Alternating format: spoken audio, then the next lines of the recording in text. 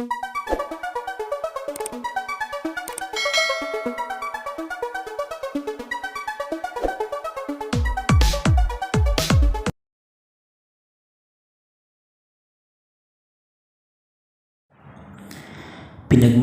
ni Mark ang mga kaibigan niya habang naglalaro ito ng basketball. Magit kalahati sa kanilang magkakaibigan ay kasal na. Sina Darrell, si Fanny, si Victor at si Ken ay ikinasal na nung magkakasunod na buwan sa loob lamang ng isang taon. Samantalang si Marco at si Humphrey ay engaged to be married na. Si Clark ay mukhang magpaplano na rin mag-propose kay Marlene. Kung ganun, siya na pala ang nag-iisang single sa barkada. Pero wala pa siyang pakialam doon, wala siyang panahon sa usapang pampuso. Pare, sad ka muna sa akin, sabi ni Ding Dong. Humihingal na tumabi ito sa kanya. Tiningnan muna niya ito. Ilang araw na niyang napansin na tumataba ito, mukhang nahihiya ito ng magkaasawa. Tumaba ka na pare, kaya ka siguro madaling mapagod. Ngumiti ito. Ganun talaga, masarap magluto si Mrs. A. Tumaba na rin sa kanila ang iba pa nilang mga kaibigan. Bakit nagsiupo na rin kayo? Sabi niya ng mga ito. Hininga muna ako. Nakakapagod reklamo ni Darrell. Ano bang pinapagawa niyo kagabi at parang wala kayo sa mood maglaro? Tanong niya. Grabe kasi maglihi si Made. Gusto niya ng manggang hilaw. Pero gusto niya tuwing gabi ko susungkitin yung mangga na sa puno. Mabuti sana kung may bunga ang puno yun, reklamo ni Vanny. Ikaw, bakit kanina ka pa ulang kiburian? Tanong sa kanya ni Roy. Pare, magtaka ka kung panay ang kibo niyan. Sabad naman ni Chan. Seryosong tinignan niya ito, nag-peace sign ito sa kanya. Alam niyang nagbibiro lang ito. Nasanay na siya sa mga kaibigan niya na malakas mag-asar at sadyang pakialamero sa love life ng mga love life. Tanging siya na ang hindi pinakakailaman ng mga ito. Maybe it was because they know what he had gone through. Ang akala ng mga ito ay siya ang susunod na magkaroon ng girlfriend. Pero ilang buwan na ang nagkakaraan mula nang maging opisyal ang relasyon ni Clark at ni Marlene, wala pa rin siyang ipinakilalang nobya sa mga ito. Bila niyang naisip si Rose. Sakit ito ng ulo niya. Uy, tulala ka naman na yan, pukaw sa kanya ni Victor. May problema ba pare? Tanong ni Roy. Umiiling siya. Nothing. Are you still thinking about it? It's been years, sabi ni Ding Dong. Kung hindi na kayo maglalaro, let's go. Pag-iba niya sa usapan. Huwag kang magagalit sa amin, dude. Pero mga kaibigan mo kami, halos kapatid na ang tinuring niya namin sa isa't isa. Nag-aalala na kami sa'yo. We miss that old you. Kailan mo ibabalik ang dating Mark na nakilala namin mula pagkabata? Seryosong tanong sa kanya ni Roy. Tama si Roy pare, hindi na kami iba sa'yo. Tell what's us and what's going on. Sa ngayon ni Jared, huwag niyo itatanong sa akin kung ano ang makapagbalik sa akin sa dati. Dahil imposible ang gusto ko, seryoso ring sagot niya.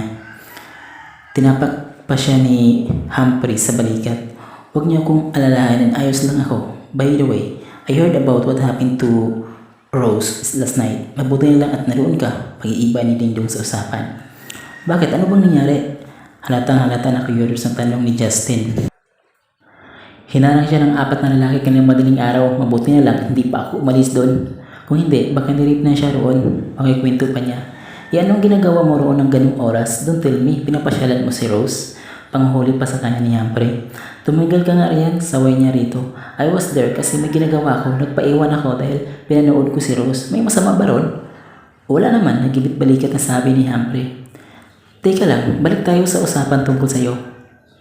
Alam mo kung anong kulang sa'yo para bumalik ang sigla sa buhay mo? Love life. Kulang ka sa love life. Nagpabuntong hininga siya.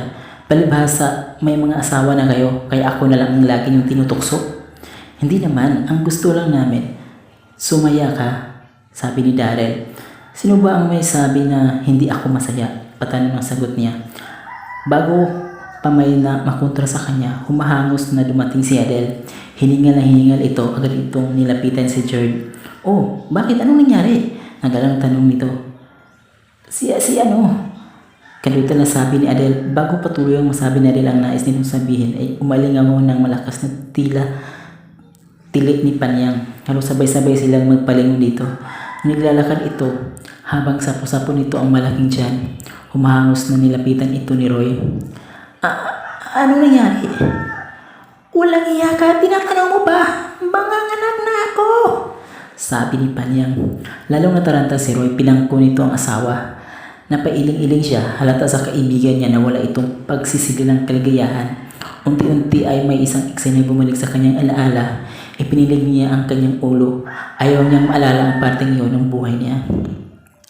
Ang cute naman! Cute naman! Nagigigil na sabi ni Rose nang makita niya ang bagong panganak na sanggol ni na Roy at Panyang. Oo nga, kaso kawawa naman yung baby. Mukhang kamukha ng ina. Nagbibirong kontento na ni Maddie. Che! Huwag mong sabihin magpanganak ako. Buntis ka. Sisikuin ka talaga kita. Banta ni Panyang kay Maddie. Siya nga ang pinakaswerteng baby sa mundo dahil ako ang mami niya. Natatawa sila sa sinabi nito kahit panganak pa lang ito ay madira pa rin ito. Ate Panyang, sana kunin mo ako ninang, sabi niya rito. Oo naman Rose. Partner kayo ni Leo. Sabi ni Panyang na may halong panunodyo. Napipigilan siya. Ano kaya ang alam nito tungkol sa kanila ni Mark? Hindi ba siya makakabawi sa naunang sinabi nito na magtatawanan ang mga ito? Ikaw mayroon kang hindi sinasabi sa amin? Sabi sa kanya ni Maddie. Ha? Wala. Sagot naman ni Rose. Hay naku Rose, halos ate mo na rin kami. Napagdaanan na rin namin yung pinagdaanan mo ngayon, kaya baliwal lang kahit mag-deny ka. Hindi rin naman kami maniniwala. Ate Maddie, wala akong aaminin. Ano bang pinag-iisip nyo? We know that you and Mark dated for a month. Seryosong sabi nito ng ate Chacha niya. Natahimik siya. Paano yung nalalaman ng ate niya? Nangako sila noon ni Mark sa isa't isa na wala silang pagsasabihan ng tungkol doon. Yun ay ayon na rin sa kagustuhan niya. Ate, ano? Hindi ka makasagot? Anong akala mo? Hindi ko malalaman? Tanong nito sa kanya. Nasukol na siya. Ate, halos isang buwan lang naman kaming lumalabas eh. Bakit hindi mo sinasabi sa ate mo? Tanong ng kanya ni Ale. Hindi ko naman sinadyang maglihim sa inyo ate. Hindi rin naman planado ang mga date na yon. Nagkakataon lang talaga yung una. Tapos nasundan. Rose, dalawa lang tayong magkapatid. Pinagkatitiwala ka sa akin ni mami at daddy.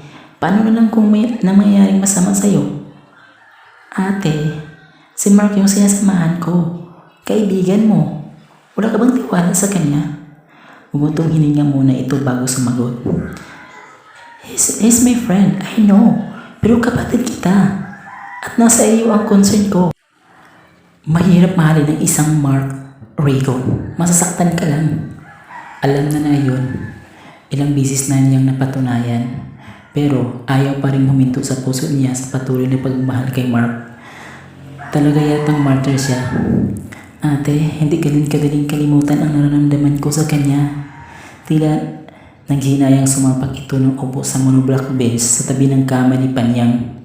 Samantalang ibang mga kaibigan nito ay pawang nakatingin sa kanya. Payong kapatid lang, Rose. Ani pa ni Panyang. Kung talagang mahal mo si Mark, isa lang ang masasabi ko. Magpakatatag ka. Tamang ate mo, mabait si Mark, pero mahirap siyang mahalin. Bakit niyo ba lang sinasabi yan? Tanong niya. Nagtinginan lamang ang mga ito. Nilapitan at inalakbayan siya ni Maddie. Masakit man sa akin ang sasabihin ko, pero ang sang-ayon ako sa sinabi ni Panyang. Pero kung talagang walang makakapigil sa'yo sa mga nararamdaman mo, sige lang, susuportahan ka namin. Kaya lang, mahabang pasensya ang kailangan mo at magpakatatag ka. Hindi madali ang pinapasok mo. Seryosong sabi nito. Hindi ko kayo maintindihan. Naguguluhan pa rin ako. In time, malaman mo rin, sabi ng ate Chacha niya. Muling nabaling ang atensyon ng lahat sa bagong panganak na sanggol. Napangiti siya sa habang nakatingin kay RRC Jr. Iyon ang pangalan ng malusog na cute na bibi niya bibi ni Napanyang at Roy. Si RRC daw ang tagapagmana ni Roy kaya sinunod ang pangalan nito. Mabuti pa ang bibi na ito, walang pinoproblema. Pagkaraan ng isang kalahating taon, napailing-iling si Rose habang pinagmasdan niya si Abby na palihim na pinapahid ang luha habang karap si Victor at ang girlfriend nito. Napaisip niya kung gaano kamandid ang lalaki. Palihim din niyang sinusuyapan si Mark at natahimik sa isang tabi. Mula noon, bumalik siya mula sa Amerika. Napansin na niya ang malaking pagbabago rito. Does it what is missing? Tanong niya kay Mark. Ang tinutukoy niya ay si Victor. Malamang hindi. Bahala siya. Kapag hindi pa niya inimulat ang mata niya, magigising na lang siya isang umaga na wala na si Abby sa tabi niya. Walang emosyon na sabi nito. Napapalatak siya. Bakit hindi niyo na lang sabihin sa kanya? Nanghihinayang na tanong niya. Sinulapan siya rito. Hindi namin ugaling magkakaibigan na diktahan ang puso ng bawat isa sa amin. Kaya hinahayaan namin si Victor na madiscover niya sa sarili kung sino ang tunay niyang mahal. Tumahimik siya para makabawi. Sasagot pa lang sana siya nang tapikin siya ng balikat ng isang kabanda niya. Rose, tayo na ang next. Ani na isang drummer. Tumango siya at binalingan niya si Mark. Aalis na ba kayo? Hindi ko na kayo maihatid sa labas. Magsisimula na ang third shift namin. Sila lang. I'll stay. Hindi tumingin sa kanyang sagot nito. Okay. Tumayo siya at umakyat sa stage. Habang naghahanda ng kabanda niya, nagsalita muna siya sa tapat ng mikropono. Hi guys! Welcome to our third and last set. Okay pa ba kayo? Ang sabi niya sa mga audience. Pulos dance set ang tinugtog ng naunang banda sa kanila kaya ballads naman ang katantahin nila. Yes! Sabay-sabay na sagot ng mga audience. Hope you like this song para ito na sa mga taong masasaktan, sabi pa niya. Nagsimulang tumugtog ang keyboard at sinimulan niyang awitin ang Hurting Inside. Habang kumakanta siya ay nakakatuon ang mga mata niya kay Mark. Titig na titig ito sa kanya. Ibinaliling niya sa ibang direksyon ang paningin niya. Kapag kuwan ay pumikit siya para mas maramdaman niya ang bawat lyrics ng kanta. Pagkatapos niyang awitin iyon ay isang masibang palakpakan ang ibinigay sa kanya ng mga audience. Nagkailang awit pa siya bago siya bumaba sa stage at lumapit sa misa ni Leo. Umupo siya sa bakanting silya sa tabi nito. That was good. Huri ito sa kanya. Thanks. Pauwi na ba kayo? Hindi pa. Tatambay pa. Good. Won't you please stay a while? Nakakalungkot din palang uminom ng mag-isa. Palagi na lang akong nag-iisa. Mark, may problema ka ba? Nag-aalang tanong niya. O wala, sagot nito. Hindi pa rin ito inaalis ang tingin sa kanya, kaya alam niyang mayroon itong gustong sabihin sa kanya. May gusto ka bang sabihin? Binalingan niya ang mga bartender. One dry martini please. Bumuntong hininga si Mark bago ito sumagot. I need your help. Napangiti siya rito. Why are you smiling? Tanong nito saka sumimangot. Itanas niya ang dalawang kamay niya. Relax. Ikaw naman no, high blood ka agad eh. Pasensya na. Hindi lang kasi ako na makapaniwala na kailangan ng isang Mark Rago ng tulong ko. Mukhang nagkamali ako ng nilapitan. Joke lang, ano ka ba? Bilang kabig niya. Ano ba kasi yun? I badly need your help. Wala akong ibang taong maisip na pwedeng lapitan sa problema ko kundi ikaw. Sagot nito. Lalo siyang na-curious, sinabi nito. Okay. Kung ganun, isa pala akong henyo sa paningin mo. Magkasintalino pala tayo. Pagbibiro pa niya. Oo na. Tila nilapitan ng pagsasang-ayon nito. Natawa siya o kinuha ang martini glass na in-order niya. She looked a little sick. Pagkatapos ay binalingan uli niya sila Mark. Ano ba kasi ang problema mo? Kung sa tingin mo na makakatulong ako sa'yo, why not? Seryoso nang sabi niya. Sabihin na lang natin, kabayaran ito sa pabor na binigay ko sa'yo. Pabor? Nagugulang ulit niya. Pilit na hinilungat niya sa isip ang pabor na sinabi nito. Pero hindi talaga niya natandaan na ginawa siya nito ng pabor. Ilang taon siya na malagi sa ibang bansa, kaya paano siya magagawa nito ng pabor? Anong pabor pa ang sinasabi mo? Hay, nakalimutan mo na. Mabuti pa pala ako. Kahit kailan ay hindi ko nakakalimutan ang gabing yun. Akala ko pa naman memorable sa iyo yun. Umailing-iling na sabi nito. Napakamot siya sa kanyang sentido. Ano nga kasi iyon? Pasensya ka na, hindi ko talaga natandaan. Hingin pa umanin niya, sabay inom ang martini. The night of your graduation ball. Munti ka na siyang maibuga ang martini sa pag-inom niya. Napaamang siya rito. Hindi niya inakala na matatandaan pa nito ang gabing yun kung kailan unang naramdaman niya ang pag-ibig niya para dito. Kung nalalaman lang nito yun ang pinakamasayang gabi sa buong buhay niya. Sigurado ka? Ganda utal na tanong niya. Bakit parang gulat na gulat ka? Nagkukunot noong tanong nito. Oo, wala. Hindi ko lang ini-expect na matatandaan mo pa yan. Ikaw pa lang nakalimot eh. Hindi Hindi ko lang talaga ini-expect na yun ang tinutukoy mo. Nipinsan niya sa sarili. Anyway, matutulungan mo ba ako? Hindi ko pa nga sinasabi kung anong klaseng tulong ang kailangan mo. Hindi agad ito sumasagot. Umiinom ito ng kaunting baso nito bago ulit ito tiningnan. Be my girlfriend, Rose? Tama ba yung naririnig niya o sadyang nahihiyabang lang siya? Uminom ulit siya ng martini. Mukhang tinamaan na siya niya kaya kung ano-ano na lang ang naririnig niya. Ginagalaw niya ang kanyang mga tainga. Baka kasi naibibingi lang siya dahil sa malakas ng music sa paligid. Hindi ka pa lasing, lalo hindi ka pa nabibingi, sabi ni Mark na mukhang nahulaan ang tumakbo sa isip niya. Ano nga uli yung sinasabi mo? Gusto niyang makasiguro dahil baka magkamali siya ng dinig. Ayaw niyang mapahiya rito. I said, be my girlfriend. Ulit sabi nito. Pakiramdam niya ay literal na tumatalon sa sobrang tuwa ang puso niya. I mean, pretend to be my girlfriend. Paglilinaw nito. Bilang bumaba ang level ng excitement niya, pretend girlfriend lang pala ang akala pa man din niya ay may gusto na ito sa kanya. Malay mo, style lang niya yan para maging malapit siya sa'yo. Tukso ng maliit na tinig sa isip niya. Nanumbalik ang excitement niya, itinuon ulit niya ang atensyon niya kay Mark. Magkukunwari akong girlfriend mo? Bakit? Sino ang pagsisilusin mo? Nagkibit balikat ito. She's not my girlfriend, just a picky admirer. Ayaw tumigil ang kakasunod sa akin eh. Ang maaalala pa, feeling niya kami na. Kahit yung mga kaibigan kong babae, inaaway niya. I told her na hindi ko siya gusto. Sinabi ko na my girlfriend na ako, pero hindi raw siya maniniwala hanggat hindi ko ipakilala sa kanya yung sinasabi kong girlfriend.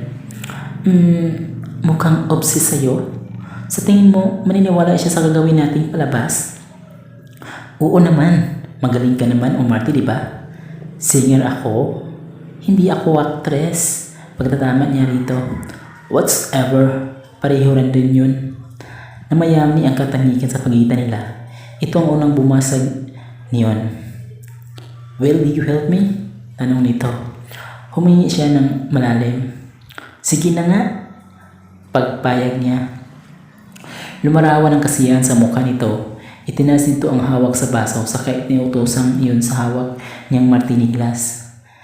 Thanks, sabi nito. You're welcome, sagot niya. Hindi niya maipaliwanag ang sayang nararamdaman niya. Kahit sabihin sa isang pagpanggap lamang ang gagawin niya, malaking bagay pa rin yun sa kanya. To be his girlfriend. Was such a dream come true for her. Wow, Rose, ang ganda mo naman. Puri sa kanya ni Micah. Salamat. Nginitian din ito. Nakasuot siya ng little black dress. Natanarunyan niya ng black high-heeled style ito. Itinas niya ang kanyang buhok at saka hinayaang bumagsak ang magkabilang hibla sa gilid ng mukha niya. Saan bang lakad mo? No, let me rephrase that. I mean, saan ang date mo ngayon? She chuckled. Wala naman. Diyan lang sa tabi-tabi. Sus, pasikit-sikit ka na ngayon ah. Hindi naman talaga ito date. I mean, medyo date nga akong isipin pero hindi ganon. Malabong paliwanag niya. Ha? Ang gulo naman ng sinabi mo. Nagkukunot noong sabi nito. Ah, basta, yun na yun. Bahala ka na nga, mauna na ako sa'yo. May lakad pa kami ni Abby eh. Paglabas na sa kwarto ay sa kanya tinawagan sa cellphone si Mark. Wala na si Micah. Umalis na. Okay, nandyan na ako. Sabi nito. Wala pang 2 minuto ang nakalipas ay may narinig na siyang bumusina sa tapat ng bahay nila. Dali-daling lumabas siya sa bahay at sumakay sa kotse ni Mark. Tinanong ako ni Micah, akala ko hindi niya ako titigilan. Sabi niya habang pagsakay niya sa passenger seat. Hinintay niyang mag-react ito na may sabihin man lang. Pero nanatiling tahimik ito. Bakit ka ba hindi Hindi na niya tinuloy ang sasabihin. Nang maipatitig siya sa mukha nito. Nakaramdam siya ng pagkailang dahil titig na titig ito sa mukha niya. Hoy! Pukaw niya rito. Kumukurap-kurap ito agad at tumingin sa ibang direksyon. Bakit ka ba nakatitig sa akin? Siguro nagagandahan ka sa akin, oh. Sabi pa niya na parang medyo nakabang nararamdaman niya. Hindi ito umiimik, bagkus ay pinaandar na uli ang kotse. Hi, nag-exert pa man din ako ng effort. Ang akala ko, magagandahan ka sa akin. Kunwari ay nagtatanong, sabi niya. Actually, I was speechless. You look very beautiful tonight. Pakiramdam niya ay may humapo sa puso niya. Kung sana ay totoo at hindi lang isang palabas ang lahat. Malawang siya na ang pinakamasayang babae sa buong mundo. Pagdating nila sa restaurant na pakay nila ay inahanda na niya ang sarili. Ipiniradan niya ito ang kotse sa tapat ng entrance door. Akmang bababa na siya roon nang pigilan siya nito. Allow me. Bumaba ito. Saka umikot at binuksan ang pinto sa tabi niya. Inalad nito sa harap niya ang isang kamay nito. Tinanggap niya yon. Pagbaba niya ay labis niyang ikinagulat ang pangiti nito sa kanya. Daig pa niya ang manalo sa loto. Matagal nitong ipinagkait sa mga kaibigan nito ang ngiti nitong iyon, pero ibinigay nito sa kanya. Habang buhay niyang maaalala ang gabing iyon, habang papasok sila sa loob ng restaurant, ay binulungan siya nito. The lady wearing a yellow dress. Siya ang sinabi ko sa'yo. Okay. Kumapit siya ng mahigpit sa braso nito. Tumayo ang babaeng sinasabi nito na nakaupo sa unahan ng kanang bahagi ng restaurant. Magkasalubong ang mga kilay at tiningnan siya ng babae mula ulo hanggang paa.